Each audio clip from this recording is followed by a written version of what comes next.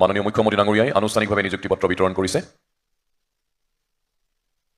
হাইকোৰ্টত যদি আজি ৰাতিপুৱা আমি ইয়াত এপইণ্টমেণ্ট লেটাৰ দিব আহিছোঁ, এজন ল'ৰাই যদি কোৰ্টত কেছ এটা কৰি ষ্টে অৰ্ডাৰ লৈ আহে, আমি 3 বছৰতো চাকৰি নাপালোহেঁতেন। আৰু এনেকুৱা উদাহৰণ আছে 15 বছৰতো ল'ৰাই চাকৰি পোৱা নাই এবাৰ হাইকোৰ্ট হোৱাৰ পিছত। এবছৰ 2 বছৰটো সৰু কথা, কেতিয়াবা বহুত আমাৰ হাইকোৰ্টত কেছ আছে 15 বছৰতো নিষ্পত্তি হোৱা নাই, ষ্টে অৰ্ডাৰ ষ্টে লাগি আছে। চাকৰি পাম বুলি বিয়া বাৰু কৰালে, ল'ৰা ছোৱালীও হ'ল, ল'ৰা ছোৱালী এতিয়া মেট্ৰিক পৰীক্ষা দিছে, কিন্তু এপইণ্টমেণ্ট লেটাৰখন দেখা পোৱা নাই, ৰিজাল্টটো আছে কিন্তু পাছ কৰা বুলি। গতিকে আমি যদি কাবাক আমি কৈছোঁ যে চাকৰি দিম, আমি এনেকৈ দিব লাগিব যাতে সঁচাই আমি চাকৰিটো পাব পাৰোঁ, দৰমহা পাব পাৰোঁ। এনেই যদি আমি দিওঁ আৰু কাগজ হৈ যায়, তাৰতো কোনো মূল্য নাথাকে। আজি আপোনালোকক আমি জনাব খোজোঁ যে মই মুখ্যমন্ত্ৰী হোৱাৰ পিছত 1.5 লাখ ল'ৰা ছোৱালীক চাকৰি দিছোঁ, এটাও হাইকোৰ্ট কেছ হোৱা নাই। কিয় কেছ হোৱা নাই? প্ৰথম, সকলোৱে জানে যে আমি কাৰোৰ পৰা পাণ তামোল এখনো নাখাওঁ চাকৰিৰ নামত, সকলোৱে জানে। দ্বিতীয়তে, আমি নিয়ম সম্পূৰ্ণৰূপে পালন কৰিম। তৃতীয়, যদি কোনোবাই কয় মই বহীখন চাব লাগে, নম্বৰ চাব লাগে, কাট অফ চাব লাগে, আমাৰ ক'তোৱে একো আপত্তি নাই। আমি ইমান স্বচ্ছতাৰ মাজেৰে পৰীক্ষা পাতিছোঁ যে আমি কোনেও কাকো চিনিও নাপাওঁ, জানিও নাপাওঁ। ইয়াত কোনোবা আমাৰ মন্ত্ৰী MLAৰ খুলখালিয়েক আছে নেকি ইয়াতে কোনোবা? কোনোতো নাই। তাৰমানে আমি কাকো চিনিয়ে নাপাওঁ। চাকৰি পোৱাৰ পিছত 2-এজনে মিটিঙত গ'লে দেউতাক মাকে কয় যে মোৰ ল'ৰাটোৱে চাকৰি পাইছে। কালি এজন মাক এগৰাকীক পাইছিলোঁ, মোৰ ল'ৰাই অহাকালি নিযুক্তি ল'বলৈ যাব বুলি কৈছে। তেনেকৈহে চিনাকি, বাকী একো চিনিয়ে নাপাওঁ কাকো। কেতিয়াবা মনত বেয়াও লাগে যে সমষ্টিৰ এটা ল'ৰাকো চাকৰি দিব পৰা নাই, আমাৰ লগত লাগি থকা ল'ৰাবিলাককো দিব পৰা নাই। চব মন্ত্ৰী MLAৰ মাজে মাজে টেনশ্যনো থাকে। আমাৰ লগত যিবিলাক ল'ৰা, এইকেইটা দিন আপোনালোকে দেখিছে বিজেপিৰ খুব ৱাল ৰাইটিং হৈ আছে। যিবিলাক ল'ৰাই ৱাল ৰাইটিং কৰে, তেওঁলোকে আশা কৰে যে আমাক মন্ত্ৰী হ'লে, বিধায়ক হ'লে, পাৰ্টি আহিলে আমাক চাকৰিটো দিব। কিন্তু আমি তেওঁলোককো চাকৰি দিয়া নাই, কাৰণ আমি অসমৰ কাৰণে ভাল চিন্তা কৰিছোঁ। আমি সদায় কওঁ, আমি বিজেপি দলত আমাৰ এটাই শ্লোগান, ৰাষ্ট্ৰ বা সমাজ প্ৰথম, পাৰ্টি দ্বিতীয় আৰু ব্যক্তি তৃতীয়। সেইকাৰণে আমি সদায় ৰাষ্ট্ৰক বা সমাজক আটাইতকৈ বেছি গুৰুত্ব দিওঁ।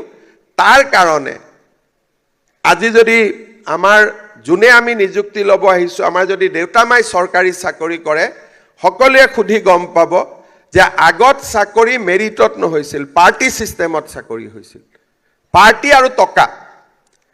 এতিয়া কোনোবাই ক'ব যে মইতো মেৰিটত পাইছোঁ, তেতিয়া আগৰ জেনেৰেশ্যনৰ মানুহে সুধিব ভাই মেৰিটত কেনেকৈ পালা, মেৰিট শব্দটো ক'ৰ পৰা আহিল? কাৰণ আমাৰ ইয়াত চাকৰি হৈছিল টকা আৰু পাৰ্টি, এই দুটাৰ বাদে ক'তোৱে চাকৰি হোৱা নাছিল। আৰু 3rd গ্ৰেড 4th গ্ৰেড বাদ দিলোঁ, ACS অফিচাৰৰ চাকৰি টকাৰ বিনিময়ত হৈছিল বা পাৰ্টিৰ বিনিময়ত হৈছিল, যে এই লিডাৰৰ, এই CMৰ এওঁ অমুক তমুক। যদি মই 20 বছৰ আগতে মুখ্যমন্ত্ৰী হ'লোহেঁতেন, মোৰ গোটেইকেইটা খুলখালি মামা ভাগিন চব ACS অফিচাৰে হ'লহেঁতেন। কিন্তু আজি সেই দিন আমি পৰিৱৰ্তন কৰিলোঁ। আপোনালোকে বুজি পাওক যে 9 লাখ মানুহৰ ভিতৰত আজি আপোনালোক নিৰ্বাচিত হৈছে 4,000 মানুহ। তাৰমানে সকলোৰে এটা বেকগ্ৰাউণ্ড আছে, ভাল কৰি পঢ়িছে, কষ্ট কৰিছে, চাকৰি পাওঁ বুলি কোনেও পোৱা নাই। আৰু আজি বহুতে কয়, ময়ো মাজে মাজে ভাবোঁ যে ঠিক আছে, কিন্তু এই চাকৰিখিনি স্বচ্ছতা হোৱাৰ ফলত আমাৰ আৰু এটা কি লাভ হৈছে, যেতিয়া ল'ৰা ছোৱালীয়ে স্কুলত পঢ়িব আৰম্ভ কৰিছে যে নহয় পঢ়িলে চাকৰি পায়। আগতে অসমত এটা ধাৰণা হৈছিলে যে পঢ়িলে চাকৰি নাপায়, গতিকে পঢ়ো কিয়? মাকে কয় ভাল কৰি পঢ়, ল'ৰাই কয় মা পঢ়িলে ক'ত চাকৰি পাম। গতিকে মাটিডোখৰ ৰেডি কৰি থোৱা, মাটিটো বিক্ৰী কৰিয়ে ল'ব লাগিব চাকৰি।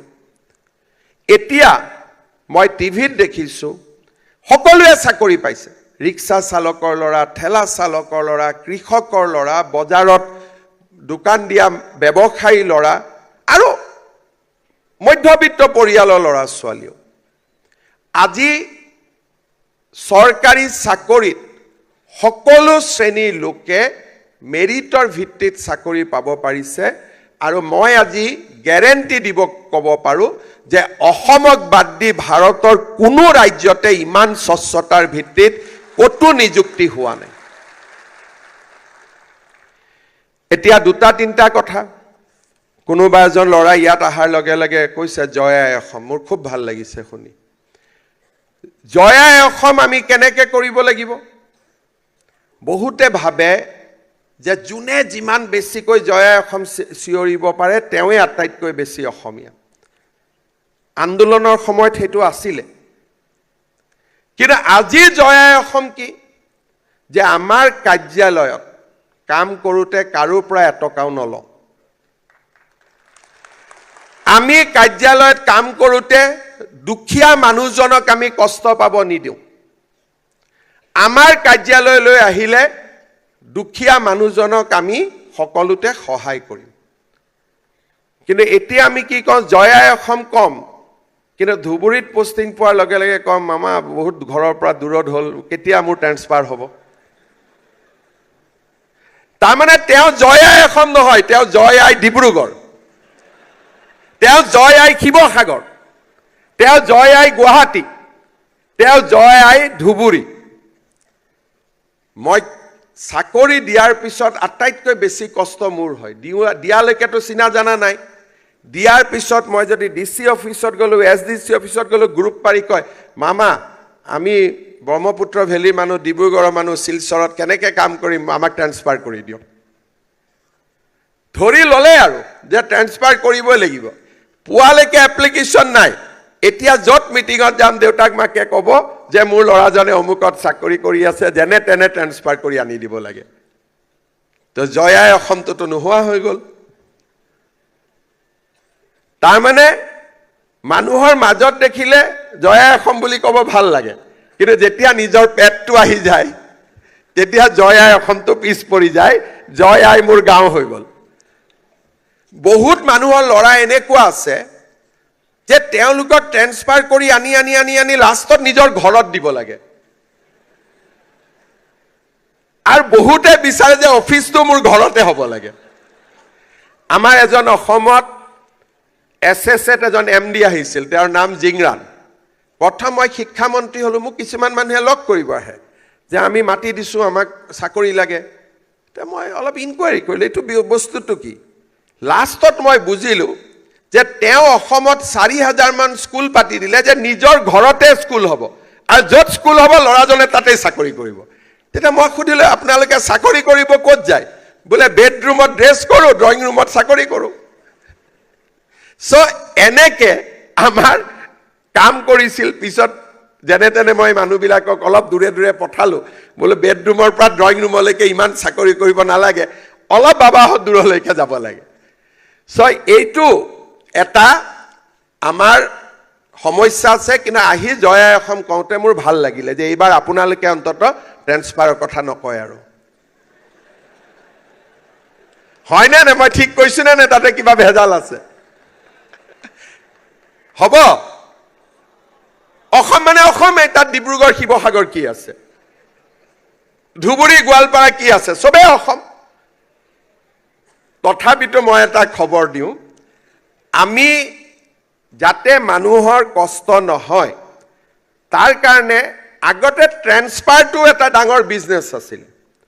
আমাক ট্ৰেন্সফাৰ লাগে, কোনোবাই কয় মোৰ ছোৱালীজনী দূৰত, কোনোবাই কয় মোৰ ল'ৰা দূৰত, কোনোবাই কয় মোৰ বহুত কিবা কিবি কৈ থাকে আৰু মুঠতে।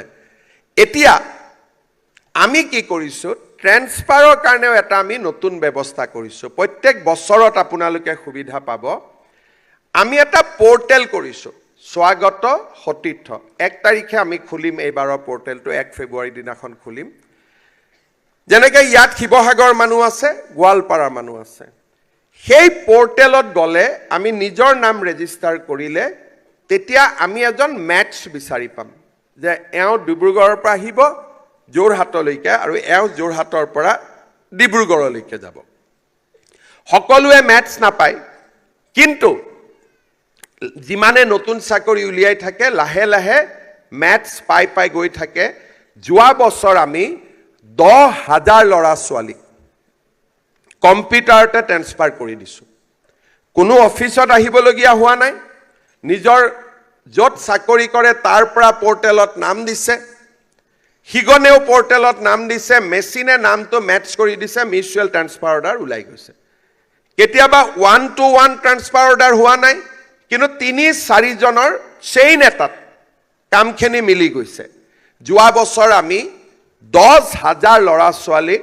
আমি ট্ৰান্সফাৰ অৰ্ডাৰ কৰি দিছোঁ পৰ্টেলৰ জৰিয়তে এইবাৰো বহুতকে আমি চেষ্টা কৰিছোঁ যে নিজৰ জিলাতে দিব পাৰিলে নিজৰ ঘৰতে দিব পাৰিলেও ভাল আছিল ইমানটো কৰিব পৰা নাই তথাপিতো জিলাত অন্তত দিয়াৰ কাৰণে চেষ্টা কৰিছোঁ কিন্তু 30% দুৰ্ভগীয়া থাকিব যোনে নাপাবগৈ আজি পোষ্টিং ওলোৱাৰ পিছত অলপ মনটো বেয়াও লাগিব যে মামাইটো ক'লে কিন্তু নোলালে দেখোন তাৰমানে 30% মিলাব নোৱাৰি তেওঁলোকে ভৱিষ্যতে আপোনালোকে কাকো অনুৰোধ নকৰিব কাকো ৰিকুৱেষ্ট নকৰিব কাৰণ মোৰ এইটোকে মই প্ৰচেষ্টা কৰি আছোঁ যে অসমত যাতে দালালি চিষ্টেমটো নোহোৱা হৈ যায় ইয়াক ট্ৰেন্সফাৰ কাৰণে ধৰিম তাক ধৰিম আমি পৰ্টেল বছৰত দুবাৰ খুলিব স্বাগত সতীৰ্থ বুলি কয় এই 2 বছৰ আমি যোৱা বছৰ মানে কোন মহিনা মে কিয়া থা জুন মহিনা মে এই বছৰ আমি জুনত কৰিলো ফেব্ৰুৱাৰীত আকৌ আমি পৰ্টেলটো খুলিম 2 মাহ লাগে গোটেই কামখিনি কৰোতে কিন্তু ট্ৰেন্সফাৰ অৰ্ডাৰখন আনিবৰ কাৰণে কোনো অফিচতে যাব নালাগে নিজৰ লেপটপতে বা নিজৰ কম্পিউটাৰতে পাই যায় ইমানবিলাক আমি সুবিধা লাহে লাহে কৰি আছোঁ যাতে আমাৰ মানুহখিনিৰ এটা স্যাটিসফ্যাকশন হয় কাম কৰি ভাল পায় মোৰ ফালৰ পৰা মই জয় অসম